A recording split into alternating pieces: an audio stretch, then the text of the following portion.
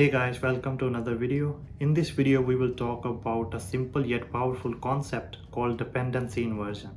I think it is a great step toward clean architecture to make our code more reusable and loosely coupled. You will see how a small concept can make a huge difference in the code quality. So let's look into this with the help of an example. There was a time when developers were creating software that were dependent on a single architecture or machine, and they had to rewrite from scratch for an entirely new device. Imagine how costly and wasteful that could be. For example, if you have a core system that only read and write data out of a floppy disk.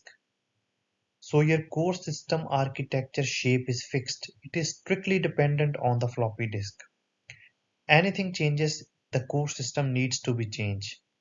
Suppose in future the input and output device is changed from floppy disk to a compact disk. What should we do? Should we change the shape of our core architecture so that we can accommodate compact disk now? This is not a good architecture and ideal architecture to change your core architecture system every time dependencies change. Your system is tightly coupled with the dependencies. So people started moving toward a plug-in approach where core system doesn't change based on dependencies. The ideal system is where instead of having dependencies, make your core system a dependency of others. Now the shape of your core system will never change. The dependencies will change their own shape so that they can use your core system. No matter it's floppy disk or a compact disk, they had to be in compliance with your specification or interface so that they can use your core system. So same core architecture can be used for any new devices without changing it. This leads us to now dependency inversion. Suppose you have a main program that is dependent on three modules A, B, and C. It is importing and using those modules. Any module change, the main program has to change. The dependency flow is from top to bottom, where main is dependent on the modules. And if there are any sub-modules of A, then A is dependent on those modules. But if we use some approach so that dependencies are inverted, instead of main dependent on A, B, and C, we can make them dependent on the main program. This is called dependency inversion, where dependency flow is inverted. As mentioned, dependency inversion is a simple yet powerful enough to make our architecture clean. It helps us to make our components or modules loosely coupled from each other so that there is a less dependency between them. Now we will go through an example that will help us to properly understand how dependency inversion works. Let's understand dependency inversion using an example. Suppose you have an internal company's product called Data Analyzer. It helps team A to analyze their data and generate some reports. The overall process consists of three steps. First step is that Data Analyzer will read data from the team A. In second step, it will do some processing on top of that data, and after generating reports, it will write those reports back to team A. So in overall, reads data from team A, do some processing and write that data back to team A. How this actually looks like, your product data analyzer is dependent on something called a data provider of team A, using which data analyzer reads and write data for team. Let's see this in code so that we can understand better. This is the data provider of team A. It is a class with two methods. One is to read data out of the source of team A, and second is to write reports after generation by the data analyzer. This data provider, as mentioned, is used by data analyzers to read and write data. Let's see. So this is the data analyzer. As we can see, it has strict dependency on team A data provider as we are initializing the data provider here. It reads data out of this provider, do some processing and generate reports, and write those reports back to the data provider. It is doing so using the methods that are provided by the teammate data provider. Everything is working fine. So what's the problem? Now the problem is the strict dependency on teammate data provider. We are initializing it with the new operator in the class. So it is basically hard coded there. Suppose your product got famous and now other teams wants to use it. For example, team B, team C wants to get their data analyzed using your core system. What should we do? Should we add another dependency on team B and team C in our core system? This is not very ideal and maintainable system where we have to change our core system for every dependency change. Let's look into this problem and see how we can solve it. So this is the data provider of team B. You see now we have two problems if we want to analyze data for team B.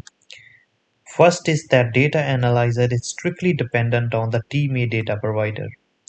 And the second problem is that the methods of the team B data providers are different. It has read and write instead of read data and write report in case of teammate data provider. So in future, if there is a team C, it may have different methods than these two. So analyzer cannot add all the checks and all the if else conditions that are required to process the data for all the teams. So we need to come up with some generic approach that will work for all the teams without changing our core system.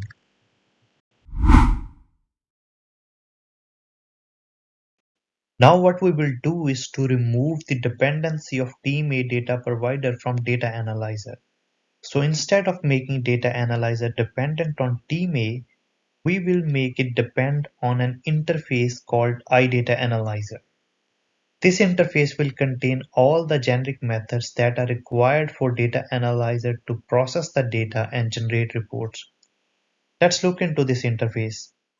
So this is the interface that data analyzer will depend on. It contains two methods, to read data and to write reports. Our analyzer will now use this interface to process the data and generate reports. So you will see now we have removed the dependency from team A data provider.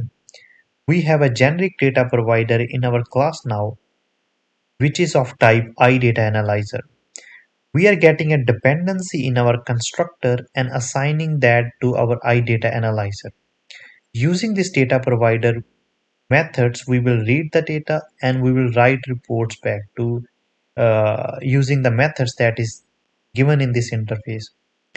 Now this data provider can be of team A, team B, team C. We do not care.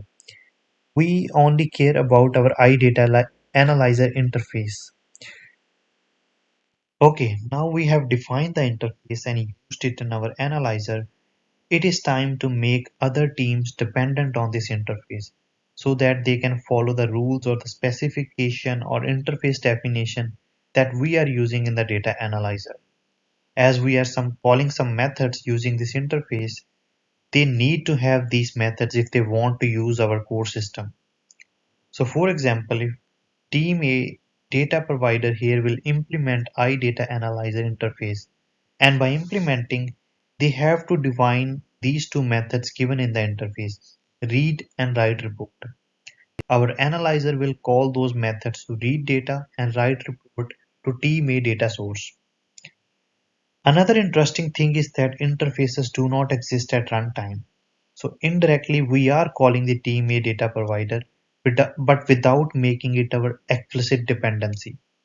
Seems good, right? Now there can be any team calling our core system. They just need to implement this interface. For example, if team B wants to use this, they just need to implement the interface and make those two methods available to the core system. Core system does not need to change and it is easily reusable. Okay, let's see this in code that how interface is helping us to achieve dependency inversion. I have created a main program here where I am initializing the data provider of two teams, team A and team B, and passing those providers to data analyzer to process data. But there is an error here that is saying that these two providers are not in compliance with the iData Analyzer interface that data analyzer is using. So these two providers needs to have the methods that data analyzer is using to use our core system. So let's do that. We first go to team A data provider and implements iData Analyzer. The error here is saying that the methods are not available that should be when implementing the iData Analyzer. So if we go to the interface, we can see the methods are read and write report. But in team A data provider, the methods are read data and write report. So we need to change this method. Okay, we are good as we have now both methods that we need to follow iData Analyzer interface. Let's do the same for team B data provider. Implements iData Analyzer and method should be read and write. Okay, both interfaces are good. Let's go back to main program.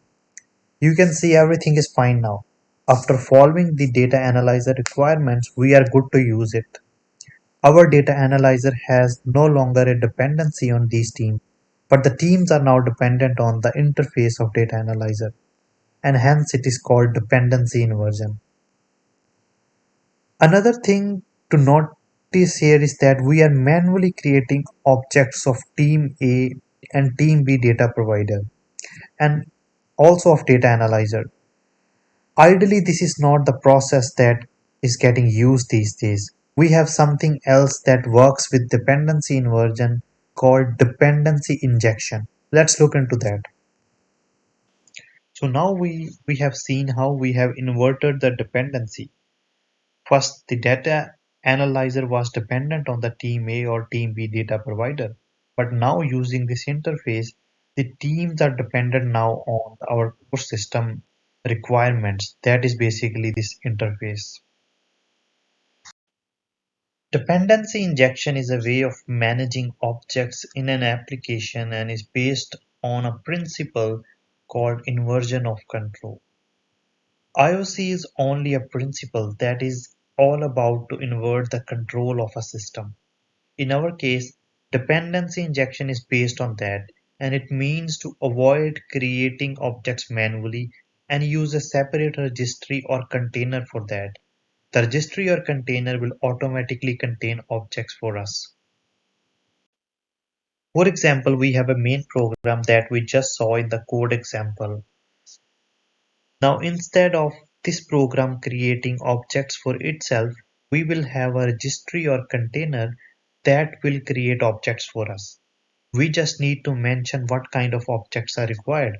For example, I need a team A data provider, team B data provider. Dependency injector will create objects for us. So main is free of dependencies to any of these objects directly. Now another benefit is that the same objects can be reused again and again. So first time team A data provider is created and again needed in the future, the same object can be used instead of creating a new one every time. How dependency injector will provide objects depends on the language or the framework we are using. For example, we are asking in the constructor to give us data provider. Now this is an interface. It can have multiple implementations like we have team A data provider or team B data provider for the same interface.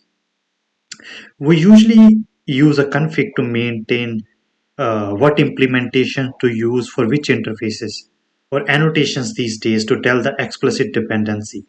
For example, we can have an annotation like inject and we can provide team A data provider that will tell the framework to give us the team A data provider implementation for this interface. This is very powerful and is used in many frameworks these days to solve dependency issue. Okay, this is all about this video. Hope you have learned something new today. Please subscribe and share if you like this video and to get notification for all the upcoming ones. Thank you.